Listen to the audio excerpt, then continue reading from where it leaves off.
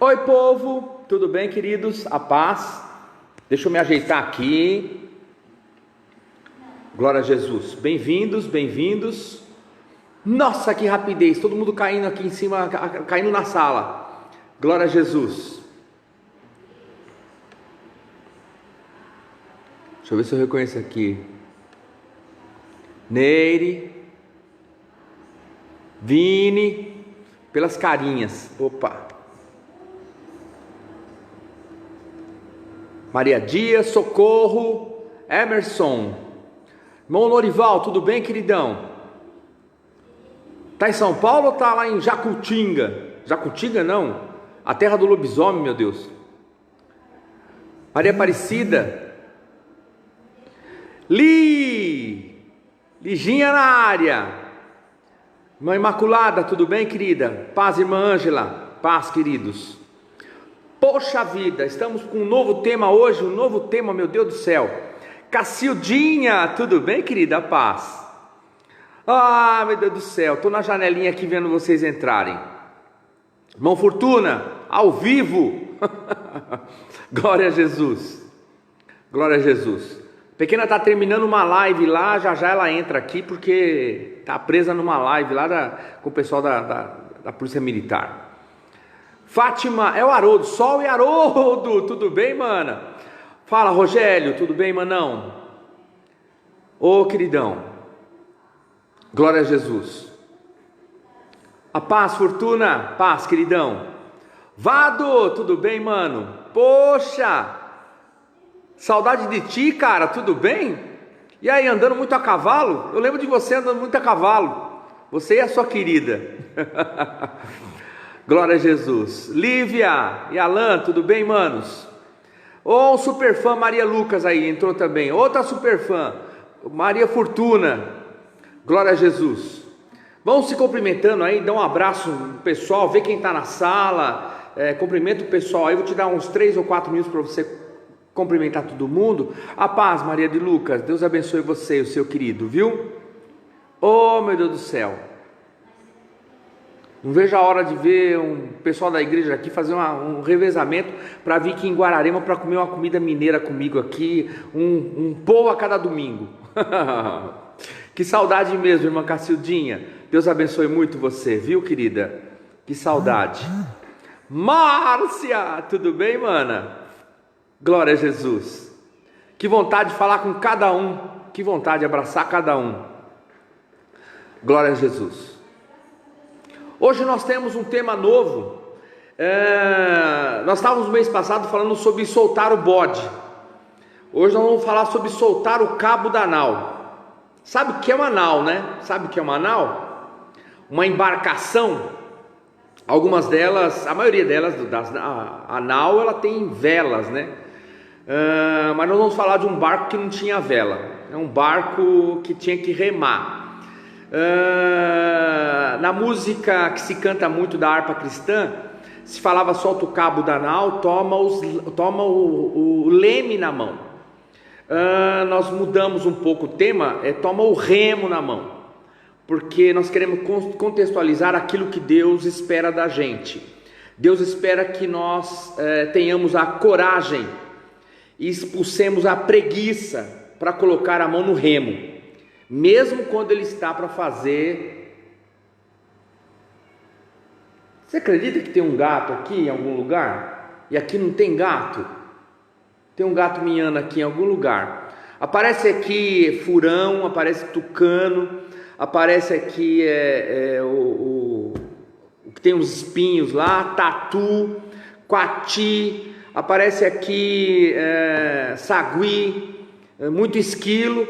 Mas agora, olha, tem gato mesmo, olha só, tentando entrar pela janela ali. Vou ter que levar ele embora, porque não dá para ter gato aqui. Glória a Jesus, glória a Jesus. Deixa eu voltar para cá. Onde que eu estava, meu Deus do céu? Ah, sim. Deus espera que nós encontremos coragem e expulsemos de nós, principalmente a preguiça, para colocar as mãos no remo. Porque Deus decidiu fazer da gente cooperadores no seu reino, que significa cooperar, operar junto, ok? Portanto, a proposta de Deus para a gente não é de uma salvação que aconteça do ponto de vista passivo, todo mundo sem fazer nada. Não, Deus nos colocou numa empreitada de uma igreja que é chamada de igreja militante.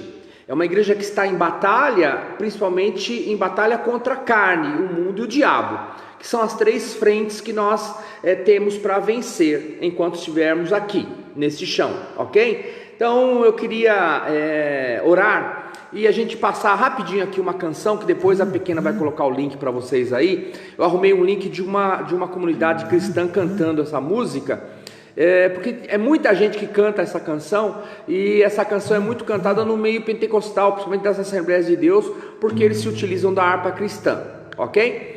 E nós vamos pegar emprestado essa canção da harpa cristã das Assembleias de Deus, para cantarmos aqui a canção que os nossos irmãos lá na Assembleia sempre cantam, e é uma canção primorosa, porque ela tem muito a ver com o texto que nós vamos trabalhar aqui, ok? Vamos orar? Obrigado, Pai, obrigado por esta hora, Senhor, por aqueles que entraram aqui com interesse absoluto, ó Deus, de crescimento e de conhecer mais a Tua palavra, Senhor.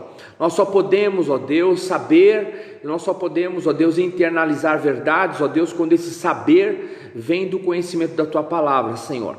Porque Ele é o que perdura, Ele é o que fica, Ele é o que vindica em nós, ó Deus, uma real posição diante do mundo, diante do diabo e diante do Senhor e os anjos aí, Pai. Por favor, nos ajude, ó Deus, a vermos e olharmos para o texto, para que o texto possa ser palavra Tua, Senhor, entrando no nosso coração, para fazer residência em nós. Por favor, que seja assim, em nome de Jesus. Amém. A pequena já está chegando aqui, ela vai colocar lá, pegar o link para colocar para vocês aí, mas a canção, vou cantar só um pedacinho aqui para vocês se familiarizarem, quem nunca viu, os mais novos no Evangelho, e os outros que já conhecem, poderem depois ir lá no link e cantar lá, bater palma com o auditório dessa comunidade, que eu não sei nem de onde é aquela comunidade que eu coloquei o link, mas que eles cantam de uma maneira bem gostosa, que diz assim: ó, por que duvidar sobre as ondas do mar, quando Cristo caminho abrir, quando forçado és contra as ondas lutar, seu amor a ti quer revelar. Solta o cabo da nau, toma os remos nas mãos e navega com fé em Jesus. E então tu verás que bonança se faz, pois com Ele seguro será. Conhece ou não? Oh, meu Deus do céu! Eu perdi aqui a letra aqui, que eu não conheço a letra toda aqui. Pera um pouquinho só. Eu não conheço a letra toda, nem lembro mais. Embora até os 13 anos de idade eu tenha congregado na Assembleia de Deus, porque meus pais eram na Assembleia de Deus, ok? Então eu conheci do Evangelho na Assembleia de Deus, embora eu tenha me convertido só aos 15 anos na Igreja Congregacional. Eu era filho de crentes, mas eu não era crentinho, ok? Então a outra parte diz assim: trevas vêm te assustar, tempestades no mar, da montanha o mestre te vê, e na tribulação ele vem socorrer, sua mão tem te pode suster. Solta o cabo da nau, toma os remos nas mãos e navega com fé em Jesus. E então tu verás que bonança se faz, pois com Ele seguro será. Aleluia. Eu não sei deixa eu ver se eu tenho aqui o restante da letra aqui. Tenho aqui. Podes tu recordar maravilhas sem par no deserto, povo fartou,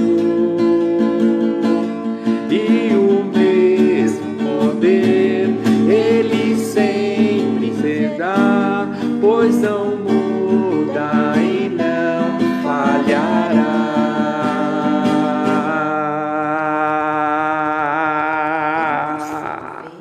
Solta o cabo da nau, toma os remos nas mãos e navega com fé em Jesus. E então tu verás que bonança se faz, pois com ele seguro será. Quando pedes mais fé, ele ouve o que crê, mesmo sendo em tribulação. Quando poder o teu ego tirar, sobre as ondas poderás andar. Solta o cabo da nau, toma o remo nas mãos e navega com fé em Jesus. E então tu verás que bonança se faz, pois com ele seguro será.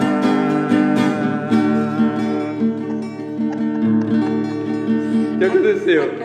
A Carol? Solta o cabo da nau. Ela achava que era da nau. Outro dia eu vi um crente dizendo que ele pensava que o nau era um homem. Aí falava o tempo inteiro: solta o cabo da nau. E achava que era uma pessoa. Da nau fica segurando o cabo. E a nau é uma embarcação, ok? Glória a Jesus. Cantamos meia boca aqui, até porque eu não conheço essa letra. Então eu preciso que a pequena fique passando a letra para mim aqui.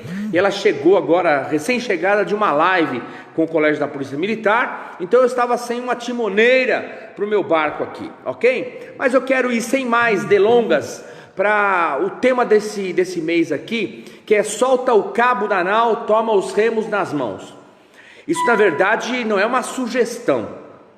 Não é uma sugestão de uma canção. Isto é uma ordenança de Deus. E aí que a gente vai ver como é que Deus processa isso no Evangelho, para que nós possamos entender que nós somos partícipes de uma história sendo construída, e que nós temos que construir uma história nossa dentro do Evangelho. Quem não entende isso fica vivendo uma vida cristã meio assim, meia boca, sabe? Uma vida cristã meio mequetrefe, que nunca realiza, que sempre está grudado nas coisas do mundo e ancorado no cais, às vezes, do pecado, no cais da desilusão e das tristezas e angústias que a vida tenta nos abarcar, ok? O nosso texto está em Êxodo 14, 23 e João 6, 16. Eu já ministrei, já preguei muitas vezes nesse texto de João, pessoalmente, e eu quero dar uma nova nuance nesse negócio aqui. E os textos sempre me surpreendem, cada vez que eu reencontro eles na minha caminhada. Eu fico reencontrando textos o tempo inteiro, porque eu trabalho com Bíblia, eu trabalho textualmente com a voz de Deus. Eu preciso ouvir a voz de Deus. E quem me auxilia muito para escutar a voz de Deus e para entender o que Deus quer falar comigo é o texto sagrado. Então eu só consigo ver a voz de Deus na vida do ser humano quando o ser humano tem palavra dentro de si para ser testificada. É por isso que muita gente diz que Deus conversou, Deus falou com ele, e à medida que ele vai contando a história de como Deus falou, para mim fica muito claro que Deus não falou nada. Porque o que ele está dizendo contradiz o Evangelho. E Deus não diria uma coisa como aquela, porque aquilo não faz parte do caráter e da natureza de Deus. Então não foram poucas as vezes em que pessoas vieram falar para mim: ó, Deus me disse isso, e na hora eu falei assim: Deus não falou isso. A pessoa, tem gente até que ameaça a gente, né? Cuidado, hein? Você cai duvidando de Deus. Você não estou duvidando de Deus, eu estou duvidando daquilo que você, da sua percepção. E o que me autoriza a duvidar da sua percepção é que provavelmente a sua alma gritou dentro de você e você achou que era Deus, mas Deus não diria uma coisa como essa por causa disso, disso e disso, ok? Agora, quem não tem palavra de Deus para poder fazer parâmetro, para ter critério para usar isso, vai sempre ficar refém de alguém dizer: ó, Deus me falou, e pronto, e não tem como desdizer aquilo, porque não tem o parâmetro da palavra de Deus. É por isso que vocês que estão aqui, eu quero crer que vocês são aqueles que são interessados na palavra e que vão usar a palavra como régua para analisar qualquer coisa, inclusive para ter críticos, ser críticos. A palavra críticos é uma palavra grega que significa análise com cuidado, análise de maneira profunda.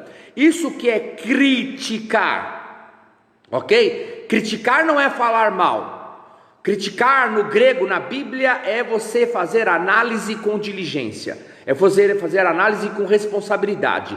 Então, crítico, o críticos, ele precisa usar uma régua para poder fazer a sua crítica. E essa régua que a gente usa é a palavra de Deus, ok? Quem não entende isso não aceita críticos. Não aceita criticar. Por quê? Porque quer viver apenas no nível da mística ou do misticismo, ok? Agora a palavra de Deus, ela vem para ser para a gente regra de fé e prática, e é isso que nós vamos fazer. Portanto, nós usamos textos quando a gente vai estudar a Bíblia, e a gente vai ficar autorizado a dizer o que o texto diz, ok? Nada de eu acho, Deus me falou no texto, ok? Então, se Deus tivesse me falado alguma coisa fora do texto, eu diria: Senhor, como é que eu vou criterizar isso que o Senhor está dizendo se não estiver no texto? É que Deus não faz isso. Deus, ele sempre está afinado no diapasão da sua palavra, e ele não pode negar a sua palavra, com o risco dele se autonegar.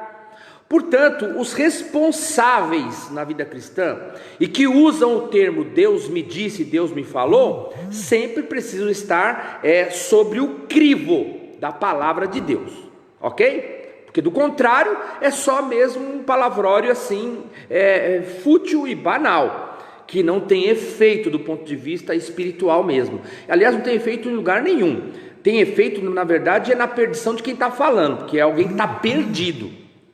Eu não estou falando de inferno, eu estou falando de alguém que está perdido, dizendo o que as suas próprias entranhas está falando, e que às vezes é uma exacerbação mesmo dos seus próprios sentimentos.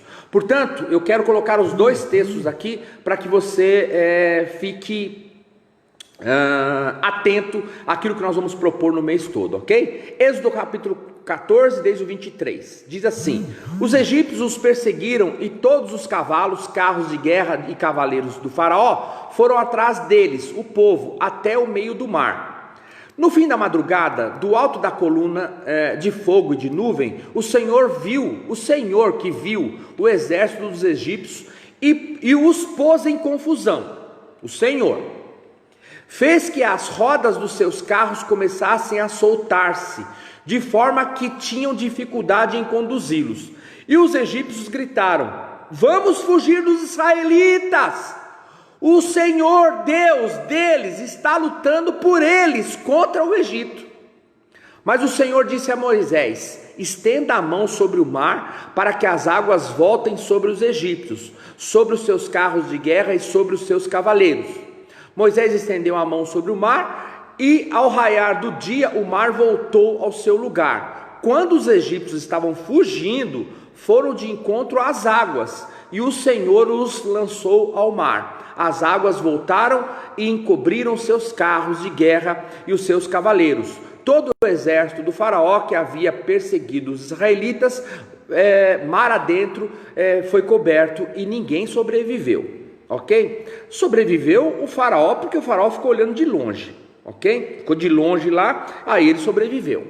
Vamos para o texto de João 6,16, que é a base mais firme que a gente tem para a gente discutir esse mês o nosso tema, ok? João 6,16 diz assim, lembrando que esse texto aqui a Valquíria já postou lá no Face, ok? Já postou lá, e lá é a base daquilo que a gente vai falar hoje aqui, ok?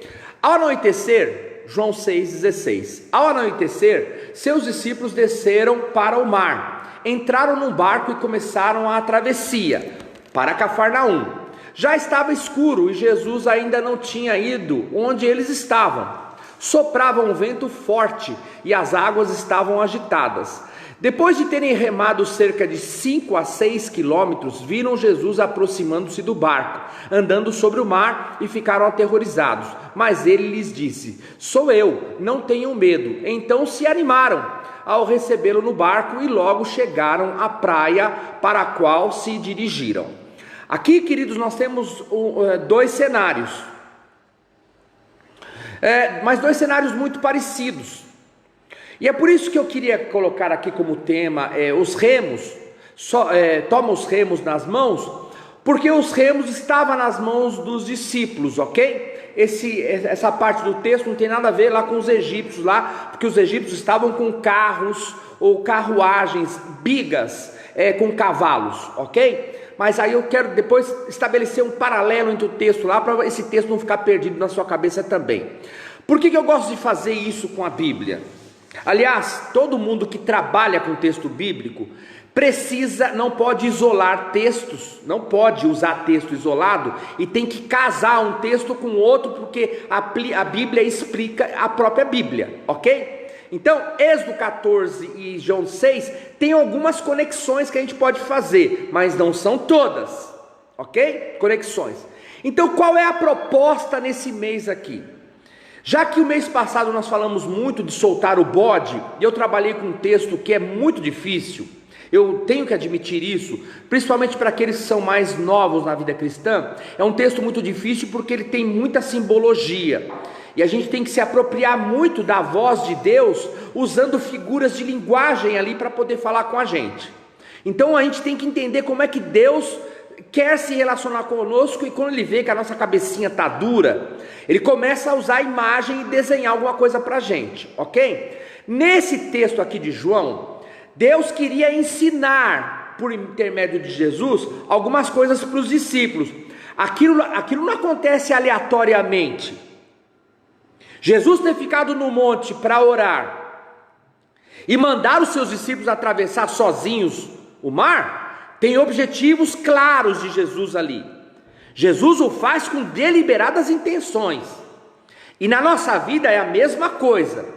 Quando a gente está passando por alguma situação que foi promovida por Deus, ou não, ou que Ele vai permitindo aquela caminhada da gente naquela situação, Deus está fazendo com propósitos, ok? Deus não perdeu a mão, Deus não dormiu, como diz o salmista, Ele não dormita, Ele não cochila. Então qual é a proposta nossa esse mês aqui? Eu queria que fosse uma proposta assim mais light, mais fácil do que o mês passado, porque nós trabalhamos com muita densidade o mês passado em textos mais complicados, ok? Peguei um texto facinho, e eu desafio você a continuar lendo esse texto durante todas as semanas, para você ver se você consegue captar o que eu vou falar nas próximas semanas, porque você vai ver que o Espírito Santo vai te visitar, e você vai conseguir entender coisas muito mais fáceis para aplicação na sua vida, porque para que vale estudo bíblico, se não para a gente entender processos? Só para ser um sabidão, para falar bem ou para discursar sobre algum tema na Bíblia? Não serve para nada isso, se não for para descortinar o coração das pessoas e o nosso próprio, para que possamos ver Deus, ok? Então qual é a proposta nossa? É a proposta de falar sobre a jornada do herói, que somos nós. Deus apostou na sua vida e na minha como heróis dele. Ele apostou. Mas só que ele precisa de gente para ser os heróis dele, para poder esfregar na cara do diabo depois a nossa vida, como é a nossa vida na cara do diabo, como ele fez com Jó. Mas para Deus fazer isso, Deus precisa de gente valente, Deus sincera e Deus disposta. Por isso que numa outra live eu disse para vocês que tem muita gente que chama o diabo de valente, porque usa o texto errado lá, dizendo que é preciso amarrar o valente. Jesus nunca chamaria o diabo de valente, nunca chamaria o diabo de valente. Valente somos nós, valente é Jesus, o diabo é covarde. E crente que chama o diabo de valente é porque não mergulhou com profundidade no texto lá, porque Jesus está chamando de valente ele mesmo. Jesus está falando dele próprio, valente.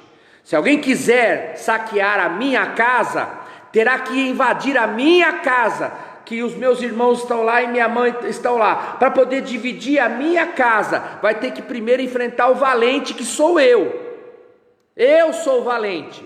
Se vocês tentarem invadir a minha casa lá e colocar meus irmãos e minha mãe contra mim, vai ter que enfrentar eu que sou valente. Percebeu então que é preciso estudar a Bíblia para poder a gente usar as terminologias corretas?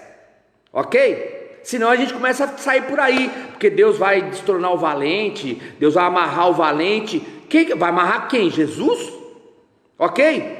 É por isso que você está aqui estudando Bíblia.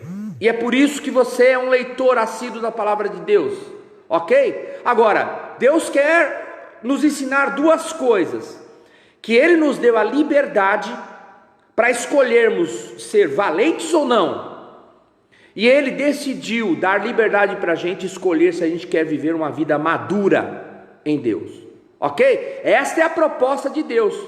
E a gente, para poder pegar essa proposta, a gente tem que compreender Deus como Pai. Não é muito simples, gente, os crentes entenderem Deus como Pai. Não é simples. É simples chamar Deus de Pai, mas compreender Ele e viver com Ele como Pai não é tão simples assim, porque a maioria dos crentes quer um Pai que resolva os seus problemas, quer um Pai que atue e possa agir nas mais variadas situações da vida, para poder salvá-los, para poder livrá-los de algum problema, de alguma dificuldade. Então, a maioria dos crentes querem fazer o que querem. Querem ter liberdade para ir, para vir, para se divertir, para acertar, para errar, sabe, até para ignorar Deus. E para de vez em quando ir na igreja num domingo, quem sabe, para tentar bater um cartão e tentar dizer para Deus: ó, estou aqui, ok? Então tem muito crente que quer viver uma vida libertária, sem ter que prestar conta nenhuma, ok? Porque quem nos ensinou isso foi o Adão. O Adão é que quis viver uma carreira solo. O Adão queria viver uma vida independente. Só que quando você resolve viver uma vida independente, fazer o que você quiser, sem a direção do Espírito Santo, você tem que arcar com as consequências, com os efeitos colaterais daquilo que você faz. E é aí que Deus chama a gente para viver uma vida no Espírito, ok? Então eu não posso assumir uma vida independente sem ter que assumir as minhas responsabilidades. Mas uma grande parte dos crentes quer que Deus os livre, que Deus os salve de todo o tropeço, que Deus evite que eles se machuquem em qualquer lugar, que parece que Deus é obrigado. Então eu coloquei lá no texto, lá no Facebook, que muitos querem, na verdade, uma espécie de cão-guia. Um pai que seja um cão-guia, guiando cegos, uma espécie assim de pastor alemão, para não deixar a gente entrar em buraco errado, para não deixar a gente atravessar a rua quando vem carro, para não deixar a gente tropeçar e cair. Então, mesmo quando nós escolhemos ficar independentes, cheios de decisões monocráticas, a gente quer que Deus fique cuidando da gente, que Deus é obrigado a cuidar da gente, a livrar a gente o tempo inteiro, até das bobagens e das besteiras que a gente faz. Ter um pai assim é quase que ter um servo. É quase que ter um criado ao nosso serviço, porque Deus nos chama à responsabilidade. Deus chama a gente e fala assim: ei, vamos crescer. Se você fez isso daí, você tem que arcar com esse negócio aí. Agora você quer que eu vou aí, vou ficar passando pano, que eu vou tirando, você vai perdendo toda a casca aí, e eu tenho que aí passar verniz em você. Então a jornada do herói, queridos, ela depende de alguns entendimentos nossos, ok? Sabe por quê eu estou dizendo isso? Porque a Bíblia fala de duas categorias de pessoas que são salvas. Fala de uns que são salvos como que se passassem pelo fogo, e chegam lá no céu meio que chamuscadinho assim, e quase que lambeu o inferno. Mas foi salvo por quê? Porque quem venceu foi Cristo, e eles viveram uma vida sem vencerem. E é por isso que há textos fartos na Bíblia com promessa de Deus: aos que vencerem, aos que perseverarem, ao vencedor dar-lhe-ei isso, ao vencedor será isso. Ou seja, a Bíblia fala de dois tipos de salvação: uns que chegam lá pela graça tão somente pelo vencedor Jesus Cristo, e outros que viveram uma vida de vitória, uma vida de vencedor mesmo. É esse que eu chamo de heróis do Senhor. Particularmente eu tenho um sonho muito grande, um sonho que é grande mesmo, porque eu sonho ser um dos heróis de Deus. Eu sonho ser um daqueles que no dia do juízo do Satanás, aí sim o cara está amarrado lá, ok, na frente do Senhor, e Deus chama o Luiz lá: Luiz, vem cá. Chama lá, ô Maria da Glória, vem cá. Ô Zé Carlos Batista, vem cá, filhão, que eu vou dar uma batistada na cara dele agora. Ele vai saber agora o que é tomar uma remada na mão, porque você tinha remo, e eu vou usar o teu remo para acertar a cara desse cara aqui. Vou amassar a cara dele agora, para ele nunca mais esquecer que ele tomou uma batistada na cara. Esses são os heróis de Deus, entendeu? Então vamos reconhecer aqui o que Deus está querendo dizer para a gente no texto de João aqui, ok? E eu espero que a Júlia seja mais uma dessas aí também, uma das batistas lá, para poder esfregar a cara do cão, ok? E eu pedi para o Senhor: Senhor, deixa eu dar um muque nele, só uma mucada, de leve, porque lá na terra eu não fiz isso, que eu não estava lá lutando contra anjo caído, mas aqui, Senhor, só uma. Quem sabe Deus fala assim: filho, vai lá, pega o remo na mão, filho, vai lá, vai por mim e dá, sem dó. Por que eu estou dizendo isso, gente, de forma alegórica assim?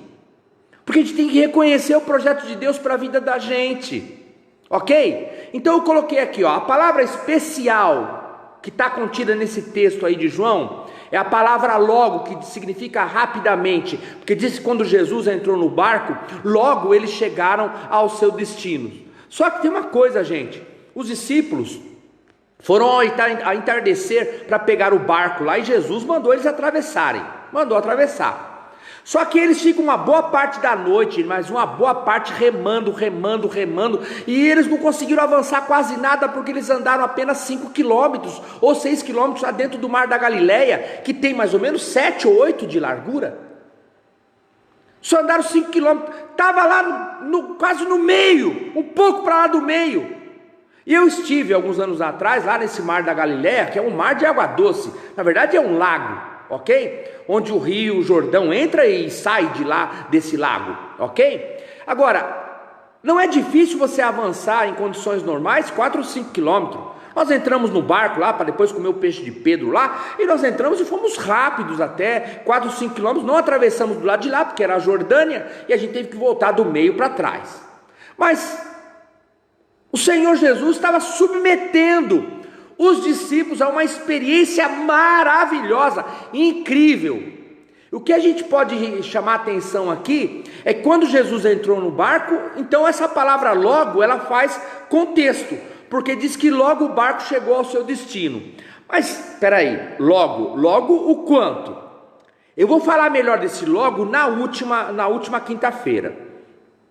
Mas eu quero destacar aqui, esses logos que estão aqui, Para a gente que conhece a história de cima, a gente está vendo a história de cima, vendo o Mar da Galileia, o barquinho, regata no Mar da Galileia, aquele negócio todo. A gente está vendo de cima a história, a gente conhece o final.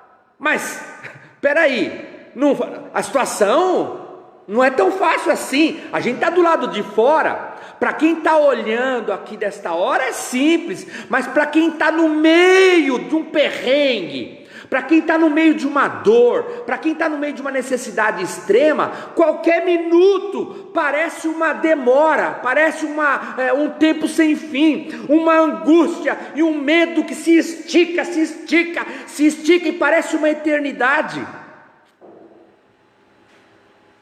Basta pensar num minuto de dor de dente para você saber quanto tempo tem. Pensa em 10 minutos de dor renal para você saber quanto que custa 10 minutos. Basta você estar apertado para ir no banheiro, bater na porta e a pessoa que está dentro lá ocupando o banheiro fala assim, só mais 1 minuto. Aí você vai saber quanto que custa 1 minuto. Você vai saber quanto vale 1 minuto.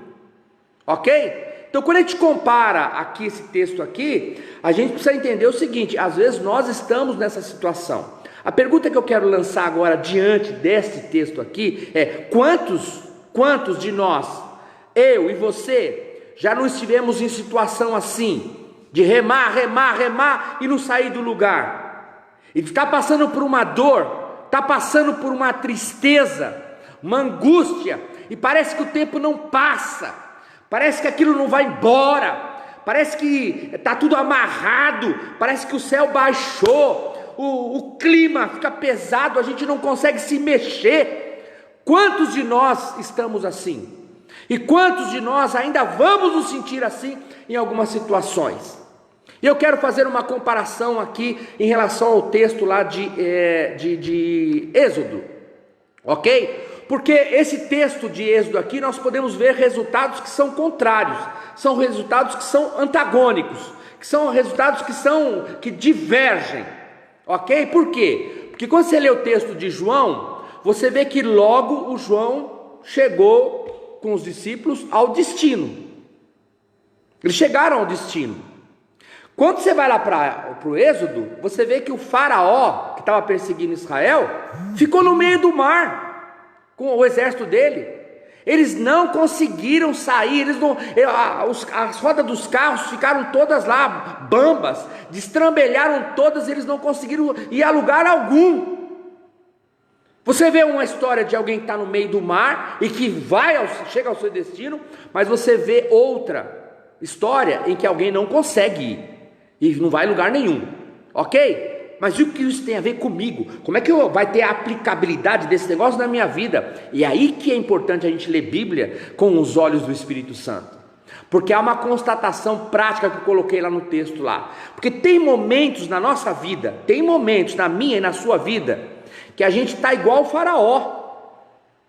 Tem momentos que a gente está em desobediência. Deus disse para o faraó, deixa o meu povo ir, para que me adorem no deserto, deixa. O faraó até que concordou em primeira instância, mas quando levou lá para o tribunal, para o Supremo Tribunal dele lá, e os caras começaram a fazer a cabeça dele lá, tinha uns ministros do Supremo Tribunal dele lá, que convenceram ele a não viver sob o preito da justiça de Deus, e aí ele resolveu perseguir o povo, e por causa disso, o próprio Deus vai contra ele, e ele fica lá, e o exército dele sucumbe lá. Então às vezes a nossa vida é a vida como a do faraó, a gente está em desobediência, e aí começa tudo a ficar entravado na vida, aí aquela sensação de que a vida não está andando, que a gente não está progredindo, a gente não está evoluindo, a gente não está crescendo, é porque a gente está em desobediência. Um crente em desobediência, ele não só para, como ele anda para trás, porque ele vai causando danos na sua própria vida e em quem está em volta de si mesmo. Então às vezes a gente está como faraó, mas tem um outro lado. Há momentos em que a gente está em obediência, que a gente está como a vida dos discípulos. Jesus mandou eles atravessarem, e é o que eles estavam fazendo. E quantos momentos a gente está em obediência a Deus, mas mesmo assim a gente sente que a vida não está andando, a gente sente que está amarrado, e a gente sente, aí a gente vai tentar achar o bode, vai tentar culpar algum bode, e às vezes não tem bode. Às vezes é o próprio Senhor que está submetendo as nossas vidas a uma lição, porque Ele está querendo fazer a gente entender resultados práticos. Quando a gente percebe às vezes que a vida está inútil, que não tem resultado, não está vindo aumento, a vida financeira está amarrada, a vida sentimental também está um caos, a vida familiar está comprometida, e aí a gente fala, onde está o problema? Se eu estou obedecendo, onde está o bode para eu desamarrar? Não, Deus não está querendo, Deus está querendo desamarrar a nossa mente tacanha, dizendo o seguinte: eu quero só que você coloque a mão no remo. Eu precisava que você colocasse a mão no remo e que você confiasse. Tem muita gente que rema no casamento e ele não vai a lugar nenhum. É uma relação estagnada, parada.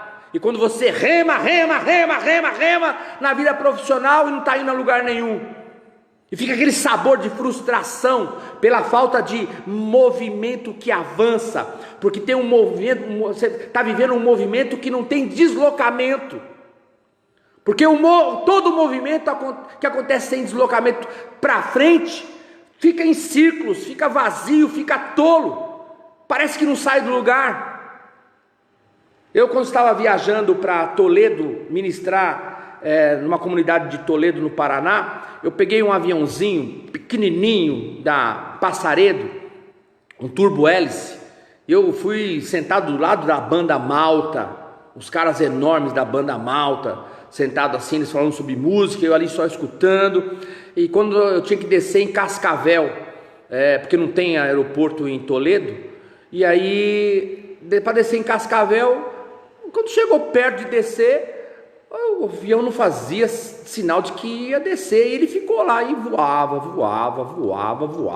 cheio de nuvens, e eu olhei assim, só que chegou uma hora, eu fiquei meio assim, eu falei, gente, o que está acontecendo? Eu já passei perto daquela nuvem ali, a gente não está saindo do lugar. Aí eu falei, deve ser coisa da minha cabeça, a nuvem parece, toda nuvem parece.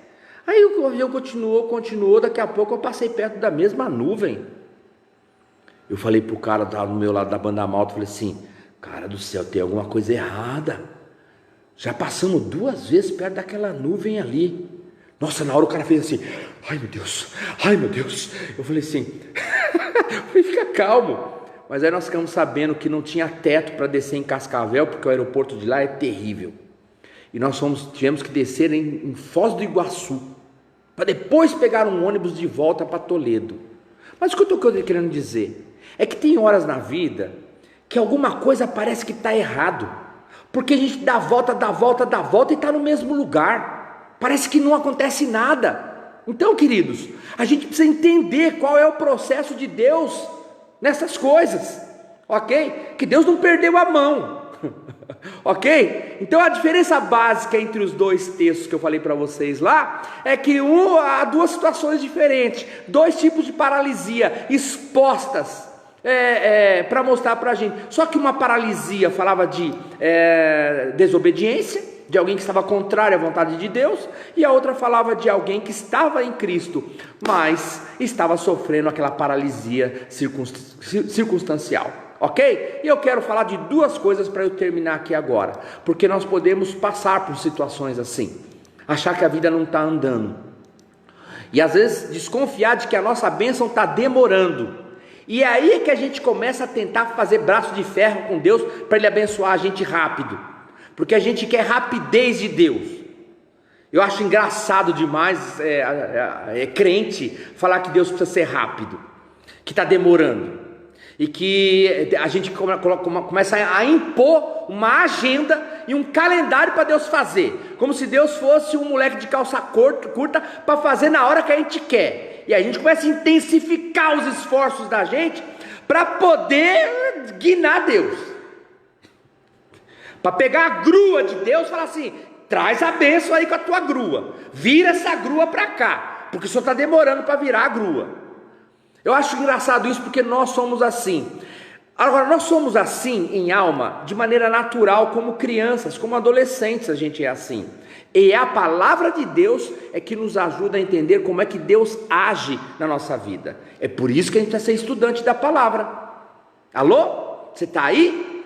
Ok? Quando você começa a entender a palavra de Deus e como Deus está falando com você, a gente deixa de ter meninice, sabe? A gente deixa de projetar a gente em Deus e projetar a necessidade humana no Deus que precisa, porque Ele não precisa, ok? Então, o que eu queria deixar claro aqui é que nós podemos sofrer algumas paralisias na vida em decorrências das nossas desobediências. Quando a gente faz coisa errada, a gente faz escolha errada, aí o caos vem mesmo. Aliás, quando a gente já não faz a coisa certa, o caos vem. Porque para acontecer inferno na vida da gente, basta a gente não fazer nada, que já acontece naturalmente, ok? O exército do faraó não obedeceu Deus, o que Deus havia dito: deixa o meu povo ir, ok? Então ninguém, queridos, ninguém que se revolta contra Deus, ninguém que desobedece Deus, ninguém que passa a ser um adversário de Deus, vai conseguir êxito em qualquer coisa. Pode lograr êxito por um pouco tempo, mas logo a casa cai. Não tem como a casa não cair em algum momento, se alguém estiver longe da vontade de Deus. A casa cai de um jeito ou de outro, nem que seja na hora da morte, do cara ter que enfrentar o juízo de Deus. Não tem jeito, ok? Uma hora a casa cai. Então, seja de maneira imediata ou daqui a pouco, mas cai. Agora, uma coisa que precisa ficar claro também: nós podemos, mesmo como servos de Deus, amando Deus, sentirmos, termos aquela sensação de que nada está andando, que apesar da nossa obediência, apesar da nossa dedicação, apesar da nossa oração, apesar do nosso amor por Deus, e de sabermos que Ele nos ama, apesar disso e a despeito disso, não está andando, as circunstâncias não contribuem. A presença de Deus é certa, queridos. Quando a gente está em Deus em obediência, é porque a gente sabe da presença de Deus. O que a gente não sabe é a hora que Ele vai intervir. A gente não tem como saber. E aliás, eu louvo a Deus por não saber. Eu louvo a Deus. Eu gosto das surpresas de Deus. Aliás, para mim, milagre anunciado não serve para nada. Milagre tem que ser mesmo chocante. Milagre tem que ser surpresa. Milagre é o que acontece apesar de. É que a gente quer pedir milagre a granel. A gente quer milagre com caixinha. A gente quer milagre com fitinha. A gente quer milagre com cartãozinho. Mas quando Deus resolve fazer milagre, é uma ação unilateral dele, e Ele quer pegar a gente de surpresa, porque senão não é milagre. Então, quando os discípulos estão lá apavorados, Jesus, que está olhando lá de cima do monte, Ele fala: ainda não está na hora. E eles ficam lá, e Jesus olhando, Jesus fala: ainda não. E eles devem ter gritado: João do céu, nós vamos perecer, João. E Jesus não aparece. Onde está Jesus? Por que Ele fez isso com a gente? Por que Ele deixou? Porque Jesus sabia o que ia acontecer, sabia. Porque o Espírito Santo comunicava isso para Jesus. E Pedro começou: eu podia estar pescando, o que eu estou fazendo aqui? Olha só que demora de Deus. Olha aqui, eu estou aqui me ferrando. E o mar, ele leva para cá, ele leva para lá. Escuridão tomou conta, eles não enxergam mais nada. É só vento e água na cara. Um desespero total. grito daqui, João, segura aí, João, segura, mano, segura. Os filhos do trovão gritavam, urravam, e Jesus olhando lá de cima dizia: ainda não está na minha hora, ainda não. Alô? Porque quando João escreve, ele diz que Jesus estava demorando muito. O que Jesus queria deles é que eles pegassem no remo. E eu vou falar sobre isso nas aulas que vêm. O que é esse pegar no remo? E por que Jesus faz uma coisa dessa com a gente? E deixa a gente esperando na sala, enquanto ele está lá nos aposentos, dizendo: não quero que ninguém me incomode. Alô? Eu vou na hora em que eu desejar ir, e eu vou na hora que for preciso, porque é a minha hora. Você não faz a minha hora. Você pode jejuar, pode espernear, pode fazer o que você quiser. A minha hora é patrimônio meu. Você tem a sua hora e eu tenho a minha. A minha hora é intocável, até porque eu estou para além do teu tempo. Eu não posso obedecer à sua agenda, porque eu tenho a minha. Alô? Você está aí? Olha, queridos, pegar textos como esse, se apropriar dele, incomoda a maioria de nós, os crentes, porque a gente gostaria muito mais de um Deus que a gente desse uma oradinha, ele já pum, falasse, ele pá, a gente fala: e aí, Senhor? Ele tum, e aí, cá.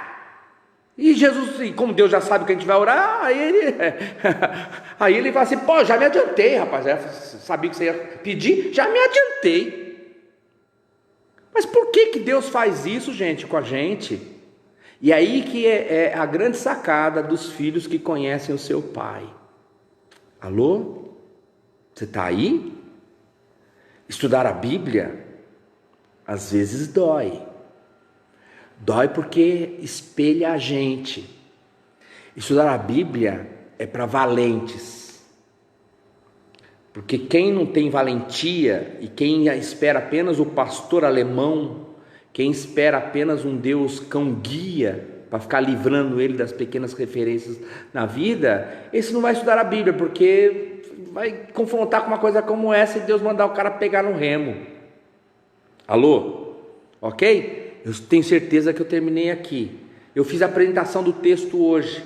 A semana que vem eu vou falar de outras sombras que precisam ser tiradas de cima desse texto aqui, para a gente entender por que Deus pede para a gente: toma o remo na mão, vai, toma o remo na mão, solta o cabo da nau, não tenha medo de jogar o barco para dentro do mar, põe o barco dentro do mar, poxa, bota o barco dentro do mar.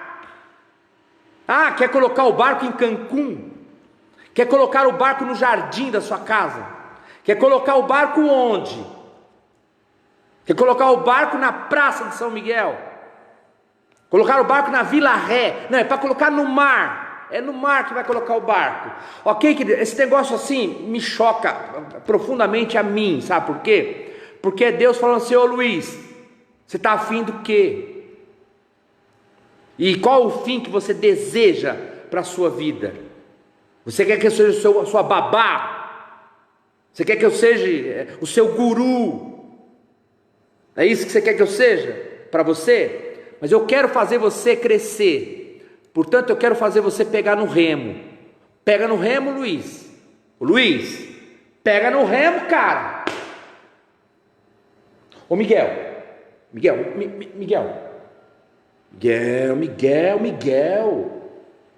Vou matar esse cara. Alô? A nossa alma é bem arredia, gente. A gente gosta de lidar com Deus que é quase um ídolo, mas a gente precisa lidar com Deus que é Pai, que quer nos ensinar. É por isso que o texto bíblico está aqui para ensinar a gente. E eu tenho que ser assim tão enfático. Eu preciso ser assim tão veemente naquilo que digo. Sabe por quê? Porque isso é dor para mim. Para aprender esse negócio aqui dói. Aí para passar para alguém dói mais ainda.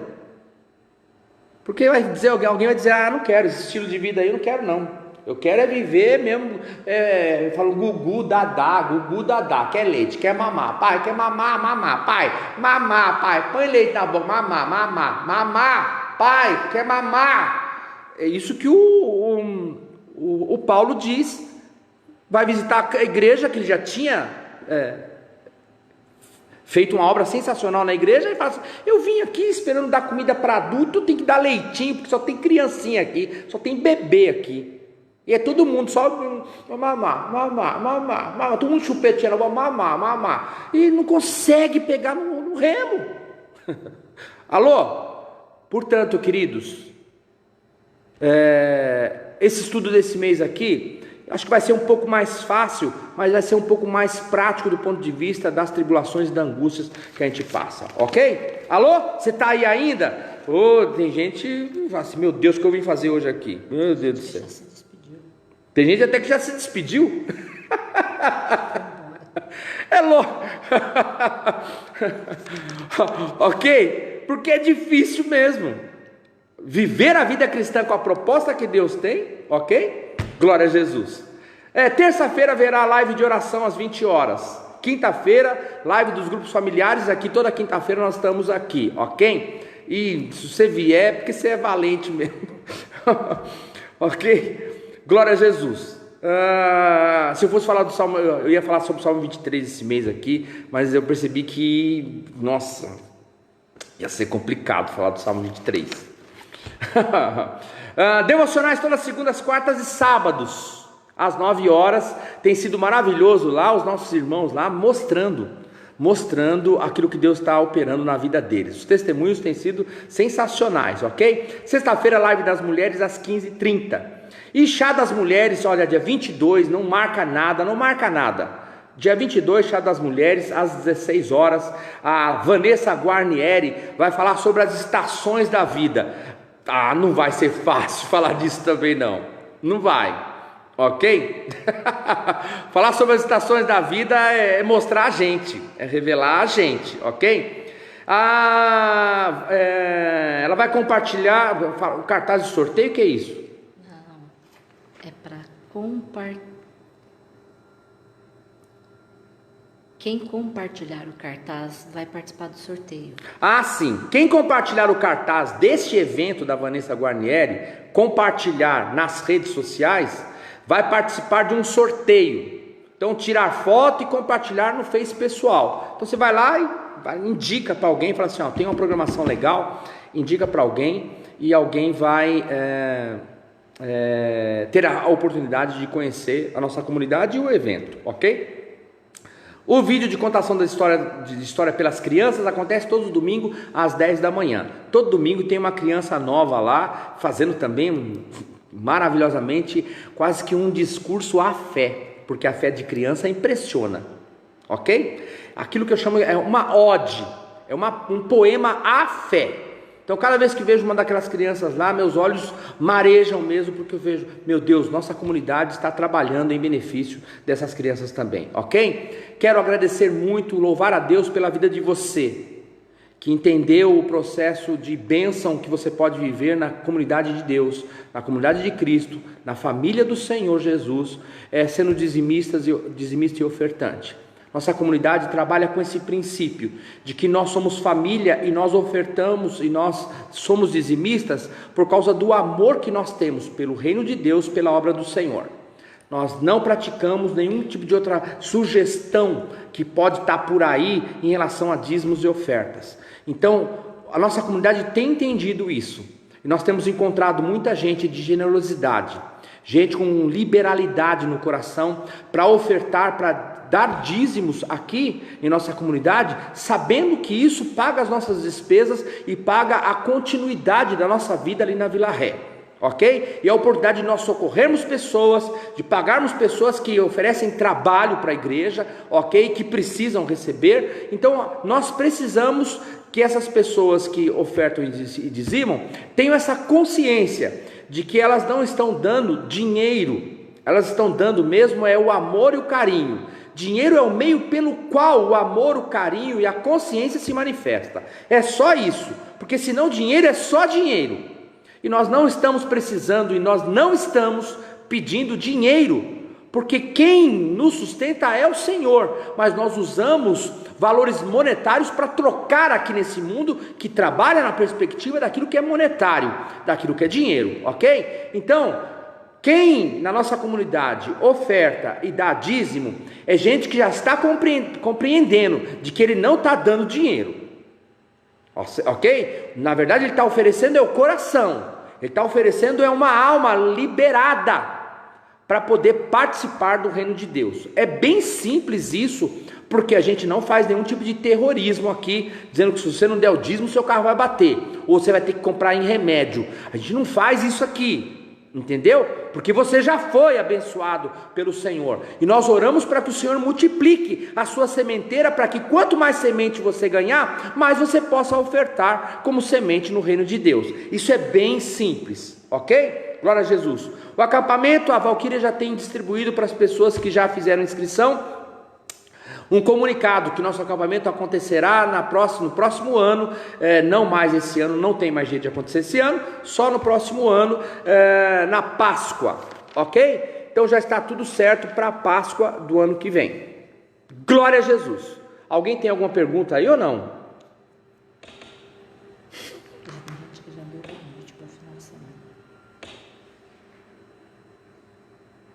Não tem pergunta não. Glória a Jesus. Que Deus abençoe você. Eu gostaria de estimulá-lo e desafiá-lo a ler esse texto várias vezes. Várias vezes. Nós vamos trabalhar muito esse texto esse mês todo.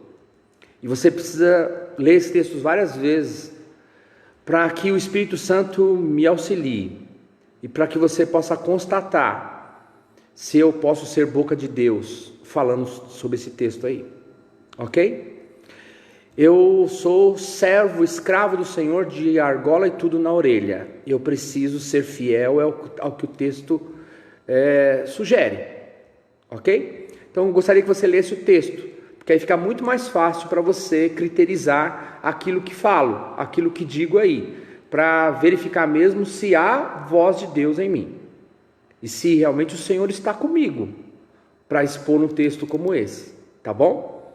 Eu gosto demais de ser avaliado a partir do texto, e da proposta que ele tem para a gente, ok? Portanto, me coloco como servo de vocês, e o que tiver de pergunta, coloca a pergunta aí, e eu respondo na próxima live, ok? Glória a Jesus. Se despeçam, dá um abraço gostoso nos irmãos aí. Dá um abraço gostoso, isso. Vamos nos despedir. E estamos despedidos aqui. Glória a Jesus. Deus abençoe vocês. Um ótimo final de semana. Um ótimo final de semana para você. Fique na paz e no amor do Senhor, vivendo uma vida com Deus, uma vida de filhos que procuram compreender o que o Pai deseja, ok?